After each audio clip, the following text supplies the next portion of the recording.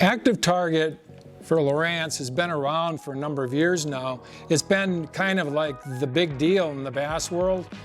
You know, what you probably don't hear quite as much as it's been as big or bigger deal in the walleye world. We have guys that are just consistently doing well with forward-facing sonar. But one of the things that you find is that you learn more and more about something the more you use it, right? And that's exactly what's happened. Our boats are different than bass boats. They're deep V's. We fish the Great Lakes a lot. We're doing a lot of fishing for deeper walleyes and for deeper smallmouths and things like that. And because of that rough water, the bow of the boat will go up and down and pop up out of the water quite a bit more.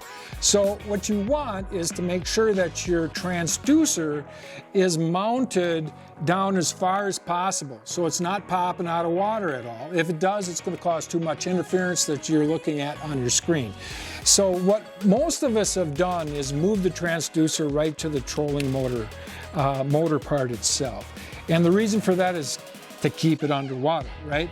Now, if you are going to use one of the OEM brackets that run parallel, make sure you extend it as far as you can, but get one with a foot pedal. I can sit here, use my foot pedal, scan real quick, there's the fish, boom, there's the cast. That fast, way more active, way more time efficient, and you're going to catch a lot more fish because of it. Thanks for watching. Hit the subscribe button and click on the bell to stay up to date with the latest tips and techniques to help you get the next bite.